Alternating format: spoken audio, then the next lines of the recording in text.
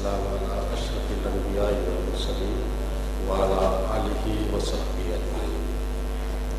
अति गौरवनीय भिक्षुन वහන්සේලාගෙන් पूजनीय भिक्षुन वහන්සේලාගෙන් අවසරයි පීඨාධිපතිතුමනි අධ්‍යයන කාර්ය මණ්ඩලයේ සමාජිකාවනි ශිෂ්‍ය ශිෂ්‍යාවනි මට ඉංග්‍රීසි භාෂයෙන් ඔබ තුමුන්නාන්සේලා අමතන්නට ආරාධනා කර තිබෙන නිසා මම ඉංග්‍රීසියෙන්ුයි මගේ කතාව පටන් ගන්නට යන්නේ. ඒ නිසා මගේ රටේ මගේ මව් භාෂ සිංහල. කියන්නේ අපි මුස්ලිම් වරුන්ගේ මව්වරු සිංහලයි. වෙළඳාමට පැමිණි අරාබි ජාතිකයින් මේ රටේ සිංහල කුල කාන්තාවන් විවාහ කර ගැනීම තුළින් තමයි මේ රටේ මුස්ලිම් ජනයාගේ ආරම්භයේ සනිටුහන් වන්නේ. ඒ නිසා ඒ අංශයෙන් බලන විට මගේ මව් භාෂ සිංහල ඒ සිංහලට ටිකක් විවේකයේ ලබා දී ඉංග්‍රීසියෙන් කතා කරන්නටයි මට කර තිබෙන ආරාධනය. ඒට ඔබ තමුන්නාන්සේලාගෙන් සමාව අයදමින් මගේ අදහස් ඔබ වෙත ඉදිරිපත් කරන්නට අපේක්ෂා කරනවා. Assalamu alaikum wa rahmatullahi wa barakatuh. I thank the Dean of the Faculty of Arts, the members of the academic staff, the organizing committee, and the dear students for granting me this great opportunity to shed some light on the concept of Ramadan in Islam. Before I commence on my topic, let me give a few other important, in a way relevant to the present context. I remember in 1981 or 82, at the first convocation of the Islamic University of Nalimia at Beruwala, the chief guest was Al-Nadwi, the famous world-renowned Islamic scholar Abul Hasan Ali Al-Nadwi. He had an opportunity to interact with the people of Sri Lanka during his visit. He gave a special message to the Muslims of this country. He said, I have met a group of people who are well-mannered, very hospitable, very soft-hearted, and at the end, he warned the Muslims, don't do anything to hurt these people. Who are they? Sheikh Ali Nadwi said, they are the Sinhala Buddhists of this country. With this honor that we are bestowed with to live among these Sinhala people, he said, I have traveled to more than 75 countries. I have never come across such good people. This is a tribute to the people of this country by a world-renowned Islamic scholar. Now, I have been asked to talk about Islam, which is not their religion. So, while talking, if I mention something good about Islam, please do not construe that I intend to insult or to put down the other religions. It is not my idea. I have been asked to talk about Islam, therefore I have to speak. But about 5 decades ago,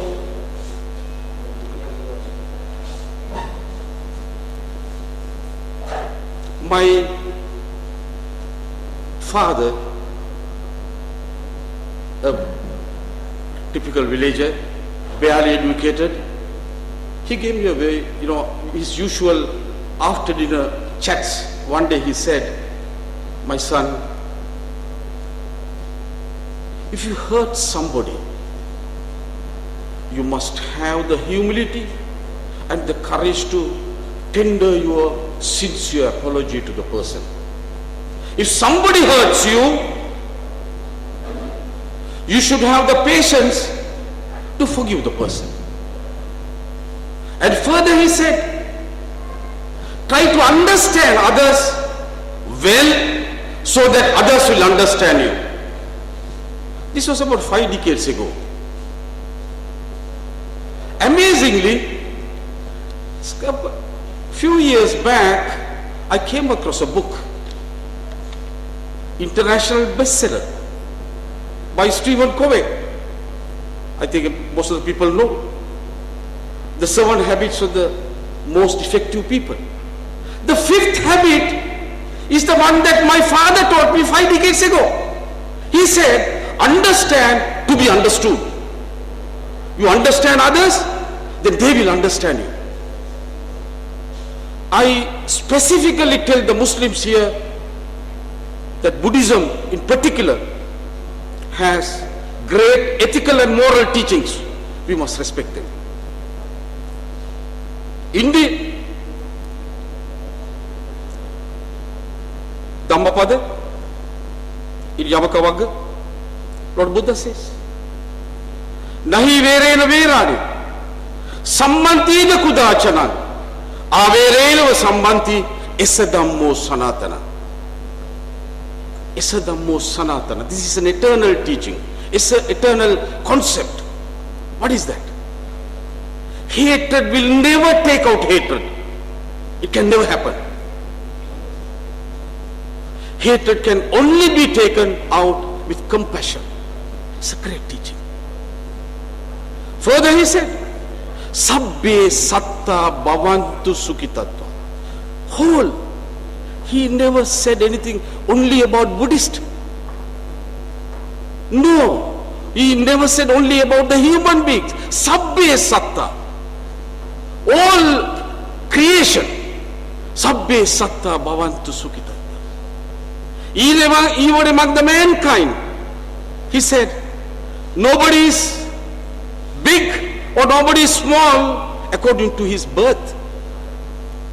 Na jaccha vasalo hoti, na jaccha hoti brahmano. Kammana vasalo hoti, kammana hoti brahmano. This is in Vasala Sutta. I am putting forward these ideas to the attention of the Muslims in particular. We should learn to respect others. Then they will respect us and they will try to understand us. This is what Abul Hasan Ali al-Nadwi in 1981 at the convocation at the Islamic University of Nalimia he told.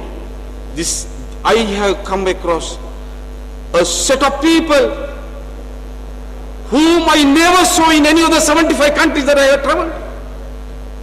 An amazing situation. We are fortunate enough to live among such good people. So maintain the good relationship. Respect them. Invite them for your iftar. Invite for them with your biryani. Invite with them with your watlappan. Respect them. Build up the honor and the mutual understanding with them. They are good people. Among that good people, I have to say something about Islam today. While talking on Islam, somebody make it unacceptable. According to my father's values, I tender my sincere apologies to such people. With this, I'll give a very good, even my father gave me an example. He related a story. He said, son, when there is a cemetery, people think the mass owner is living there. This is the place where mass owner is living. So anybody go past in the cemetery, he's scared because the mass owner will come down. What he does is, he starts singing. The man who does not know how to sing, he will begin to sing. Because he wants to allay the fear that is coming out of his heart. He begin to sing loudly.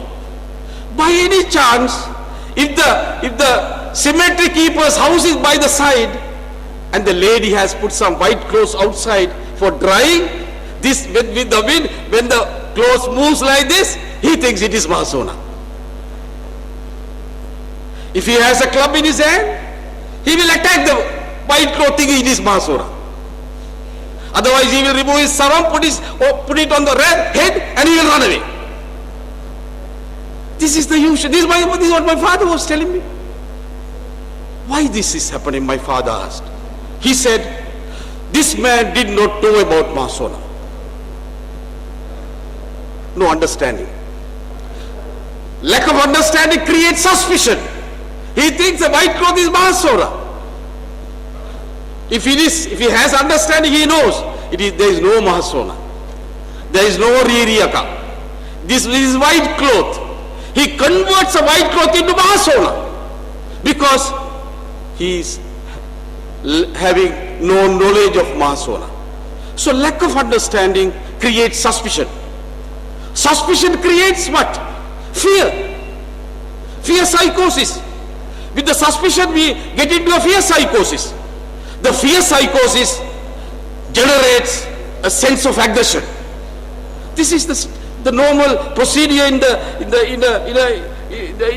human nature. So understand others to be understood. This is what my father taught me 5 decades ago. That is why I am studying Buddhism.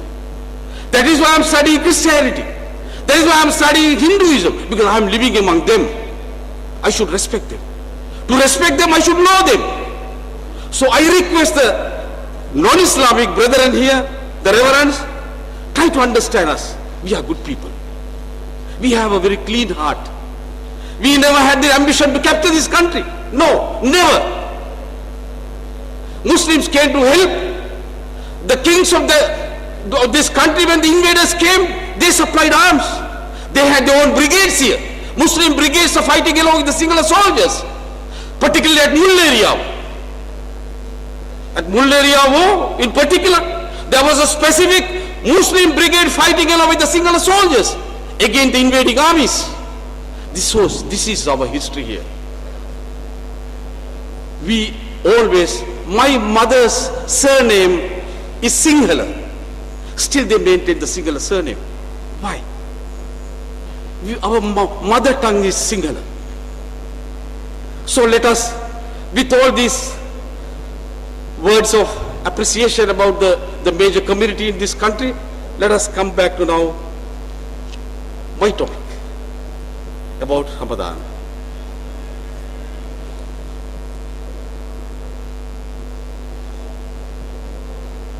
Don't take these works as a source book of Islam. There was a poet, world-renowned poet, Persian poet, Jalaluddin Rumi. His world-famous works on poetry was Madnavi. In this he says, thou partakest of the nature of the beast. There's a beast in us. This is what Rumi says. As well as the angel. There's an angel also inside you. You have the quality of the beast and you have the quality of the angel. Leave the nature of beast. Leave the nature of beast, that thou may surpass the angel. You become better than the angel. Take out your beastly qualities, then you will surpass the angels. Let us analyze this concept. What is a beast? What is common between us and them? When we understand this, it is easy to understand the concept of fasting. There are a lot of commonalities between man and the animal. What are the commonalities? The animal feels hunger. We too feel hunger. Number one. They feel thirst. We also feel thirst. They have the desire to gratify their sexual urges. We too have that. Number three. They need sleep. We too have that desire. They have a sense of security. We do have the sense of security. These 5 qualities, according to the psychologist, they say these are the common qualities between man and the beast, man and the animal. How do we differ then from the animal? If you take any religion, Buddhism, Hinduism, Islam or Christianity, man is a superior creation, superior being. How have we become superior? What makes us superior? The psychologists say there are 3 further superior qualities endowed to the human beings. That is, we have the power of reasoning, rational thinking. Man has that. We have a set of moral values. We have a concept of morality. Animals don't have it. We have a concept of freedom to choose. These 3 concepts are only for the human beings, not for the animals. What is this? What is the sense of the reasoning power? What do you mean by reasoning power? This is very relevant to Islam. Why? We believe in a God because one day, I'll tell you another example. I live close to a masjid. A set of students from an international school in Colombo, they came to visit. They have gone to a church, they have gone to a temple, they have gone to Vihara, and they came to a Muslim school. They were on a tour. The Maulavi, or the person in charge of the masjid, he could not explain the Islam to these students because he didn't know Sinhala or English. So he sent word to me and asked, come, talk to these people. The children asked him, where is the Muslim God? They were running all over inside the masjid to look for Muslim God. This was a very precarious situation for me to show the Muslim God to these students. Then I told them, look, children, there is no concept as Muslim God. God is universal. We don't have an image of the God because we have not seen God. Then the children immediately asked, if you can't see, how do you believe? Then I have to give an example. I gave an example. I asked some of them, you may not have been born at that time. We had an experience of the LTT attacking Kolonnava refinery. I live around Kiribati, that area. We could not see columns of smoke rising towards the sky. We could see that. So my 5 senses get into action. So I feed my processor the reasoning power with the data that I collect out of my 5 senses. The first sense is my eye. Eye is seeing the columns of smoke climbing to the sky. Then I begin to, reasoning. Reasoning begins. For a cattle or a goat or a crow, the crows, when there is a sort of a heavy clouds and dark, they fear because they think the day is finished, the night is setting in. They try to fly back to their nest. That's the only thing that they think of. The man is not that. Man has the reasoning power. He reasons. Then he reasons, oh, from which direction the smoke is coming? Then we think, okay, this must be from this direction. And then he reasons, how could this happen? Is this from a factory? He sees, no, this type of huge column of smoke can never be generated from a factory. Then he thinks this must be due to a fire. And that also a big fire. Then I ask the children, this man decides that this smoke is because of a fire. Has this man seen the fire? No. Then how could he decide that there was a fire? Because the science that is fed to your processing, reasoning power through your 5 senses, it makes you to accept things that you don't see be true. That is why in Islam, Quran is known as Book of Science, S-I-G-N-S, science. It's a book of science. God has given us science about Him in the book. One simple sign I tell you. In chapter 16, verse 68, God says, I inspired the bee to go to the old flowers, collect the nectar and come. If I ask somebody, he will say yes. It is not correct, because in 1970s, 2 scientists made a research only on bee, and they found that the bee does not collect the nectar and bring it to the hive. The bee eats the nectar, and what is come out of the belly is the bee honey, which we eat, which we drink as the most delicious drink. What is coming out of the belly of the bee is the one that we take as bee honey. The God says, in this particular verse, there are about 1,000 signs in the book. The one simple sign that I gave you is this. Here says exactly the same thing.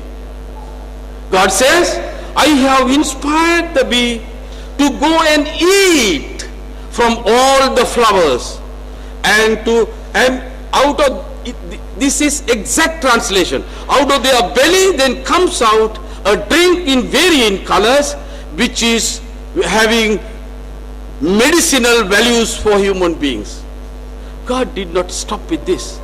And he says, there in the next verse, there is a sign for people who give.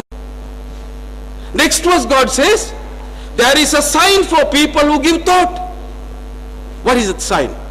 You did not know that the bee is going to the flower and eats it, and out of the belly that comes out of varying color drink, that is the thing that you take as bee honey. You did not know this.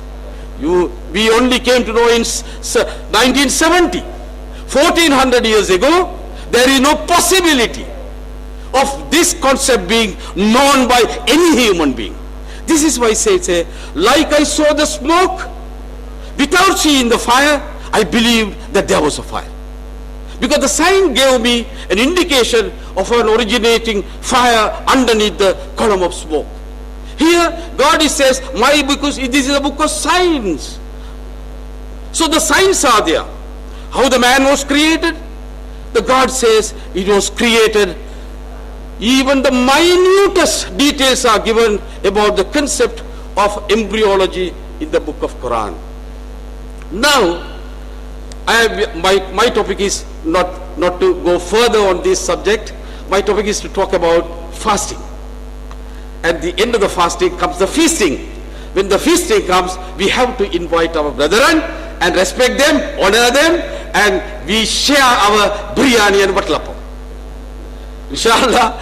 Then, what Islam, out of fasting, what Islam says is that animal nature is what is common to animal and human being: food, hunger, thirst, sexual gratification, sleep, and sense of security. But these three are the strongest psychological drives. Psychologically, the stronger drives are the food, the drink, and the sexual gratification. If these three drives can be controlled, man is controlled. He gets over his animal nature. He puts, now at times, now we throw a piece of bread to a group of dogs. The animal nature is they fight with each other to grab the biggest piece. Why? Their mind is under the control of the drive of hunger. The mind cannot control the drive. The drive is controlling them. The man must develop a concept where his mind could control his animal nature. This is why through fasting, now sexual gratification, desire comes. I don't deny. It's a very strong desire. It is non-sustainable desire. Desire comes when the opportunity to get gratification lacks, it subsides. Hunger is not that. Hunger, with the passage of time, it increases. It pinches you.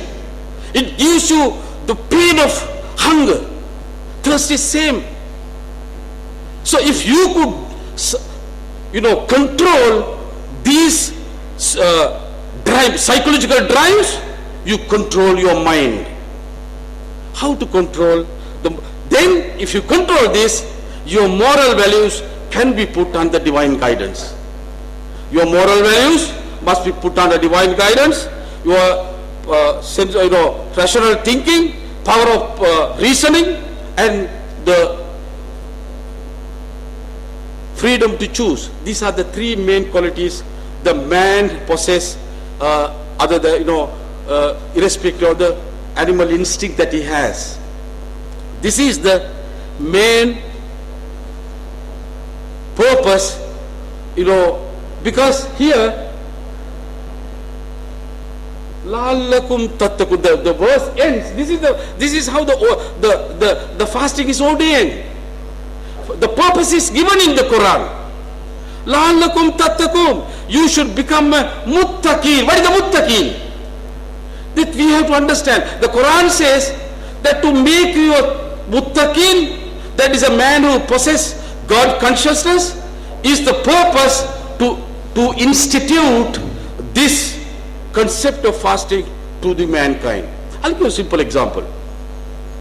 Now we have criminals in this country. They are called IRCs.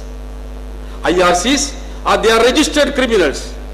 I'm asking you, when you read the newspapers, you might not see a single or one IRC committing a crime. Most of the crimes are committed by men with multiple personalities. People have multiple personalities. I have a good face among you. I am talking good things now. This is one personality. I have another personality behind the screen. I have dual then. When I have different personality at home, I am very cruel to my wife. I am very cruel to my child. Prophet Muhammad said, the best among you is the best to his wife. This is the criteria given in Islam. If a man cannot be best to his wife, he can never be a best human being. So if I am cruel to my wife, another personality. So people with multiple personalities, they play multiple roles in society. They are the criminals. They are the real criminals. Through fasting, you may have heard Dr. Jekyll, Mr. Hyde, same person. He plays two roles. He plays the role of Dr. Jekyll and he plays the role of Mr. Hyde. Fray Daniel, Daval Miguel. He is during the night time, he is Daniel. During the daytime, he is Miguel. He plays the role of Miguel. So dual personality. To the society at large, he is a good man, very honorable person. But he has a gang behind him to commit all the crimes on the face of the earth. Why this? Because he has not developed a unique personality. Islam says through fasting you can develop a unique personality. Unique personality is, now see, you are fasting. Fasting is difficult, particularly these days when the condition is hurting you severely. It is difficult. You can do one thing, that is to show a good face, keep a dry pair of lips to the society, go inside your house, have a glass of water, have a short snack, come back and tell the people, oh, fasting is very difficult. This is the dual personality. Fray Daniel, Daval Miguel, Dr. Hyde, Mr. Jekyll. He can do that. So such people are the real criminals in the society. But anyone who fasts, he is conscious that he is eternally under the supervision of all-knowing one Creator. He will never attempt.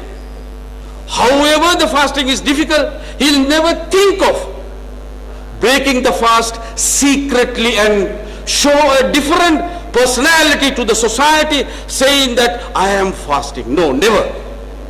This unique personality concept is based on this concept of taqwa.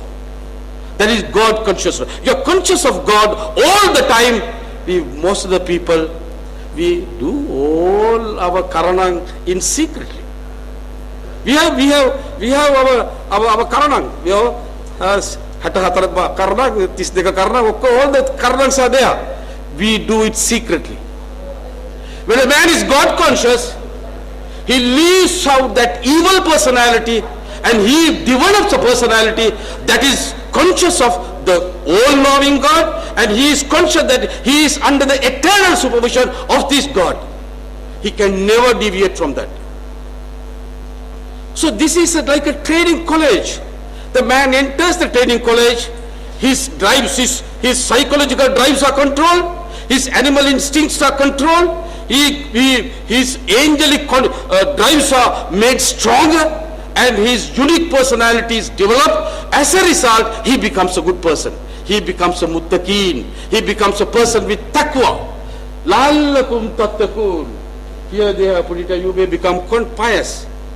Actually, it is not pious. It is a being God conscious. You become pious, but God conscious is a very broad concept. As a part of God consciousness is that you become pious. Deva savignanakatve. I don't know how they have translated into singular. It should be the correct translation. You are conscious of God all the time. This God is all powerful, all knowing.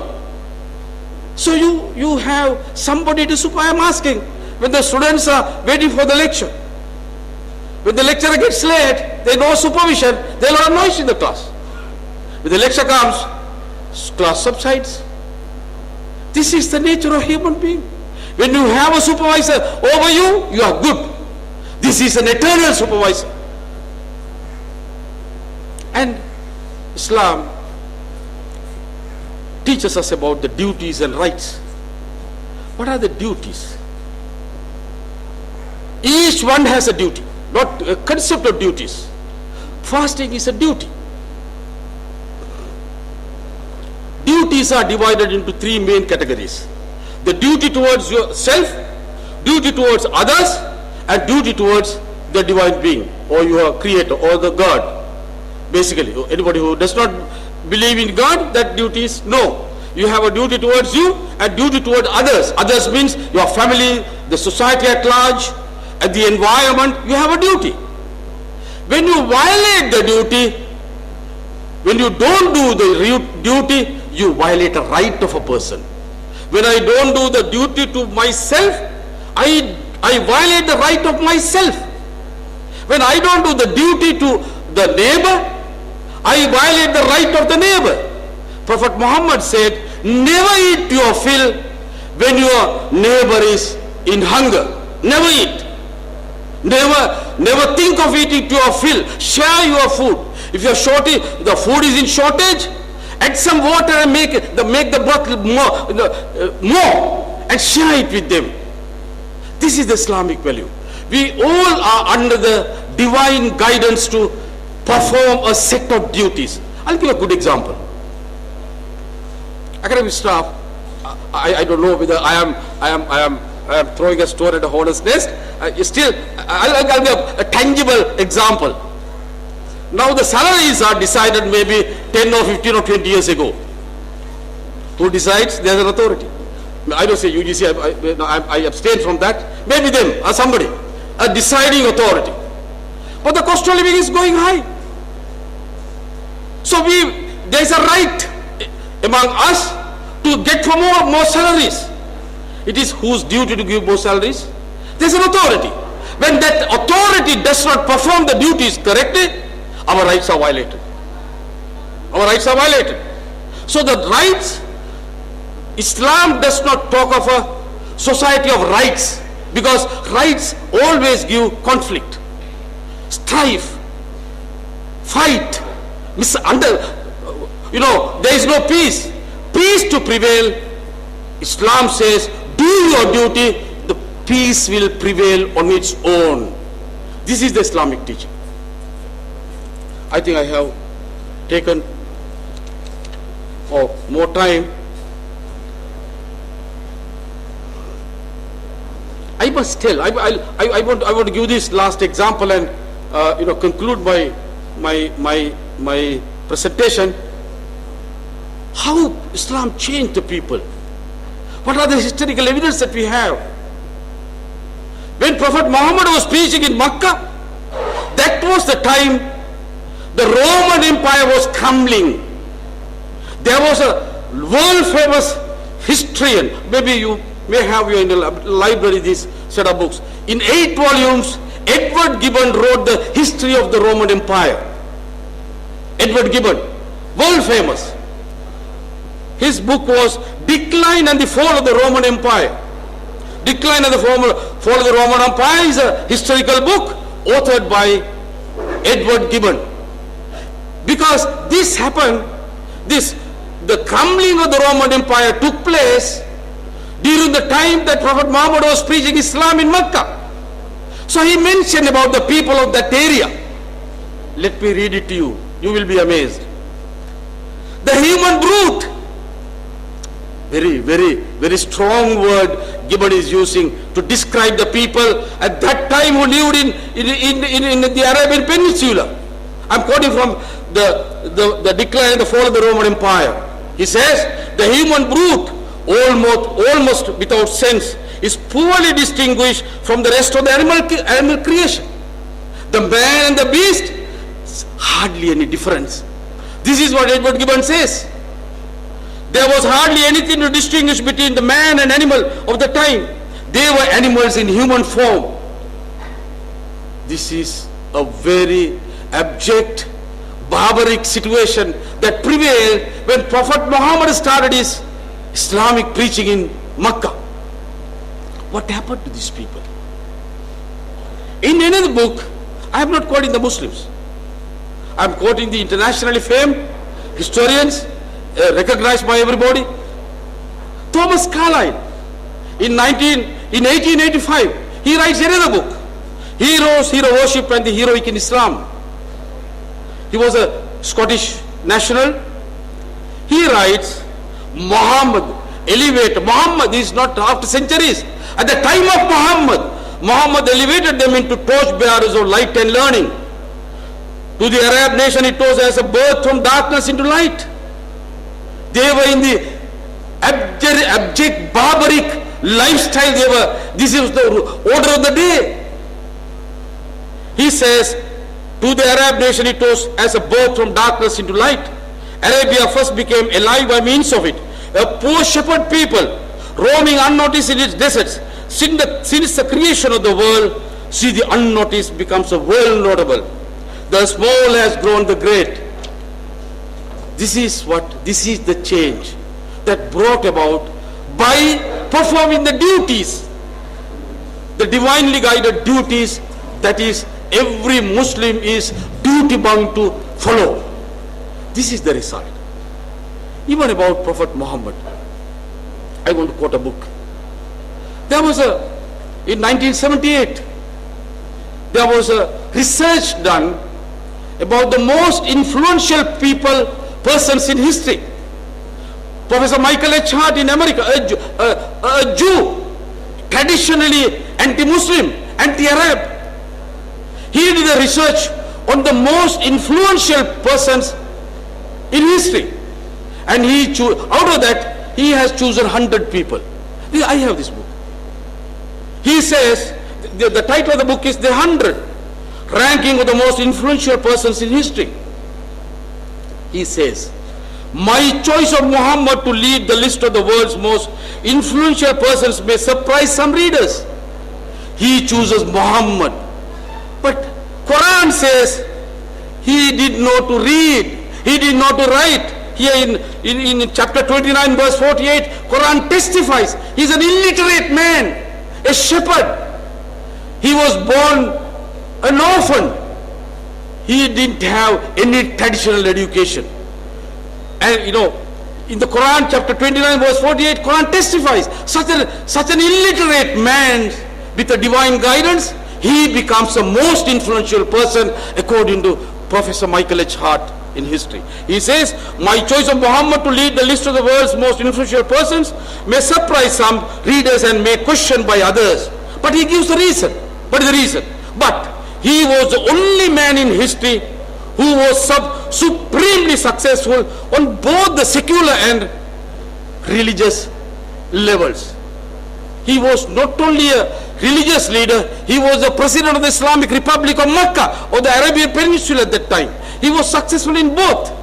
He reformed a barbaric nation into torchbearers of light and learning within a short period of time, making such people to follow the Islamic duties. So fasting is an Islamic duty. I request my sisters and brothers in Islam to do your fast with inner purification, with consciousness, with determination to reform yourself. And I thank all the organizers and the Dean of the Faculty of Arts, academic staff and the students for granting me this opportunity to shed a little light on the topic that I was given to you. Any error, any mistake, according to the words of my old father 50 years ago, he said, if you hurt somebody, have the humility to apologize to them. I apologize to you very sincerely in case that I have made any mistake to hurt anybody. May Allah bless everybody. Assalamu alaikum wa rahmatullahi wa barakatuh. Wa akhiru da'wana alhamdulillahi rabbil alameen.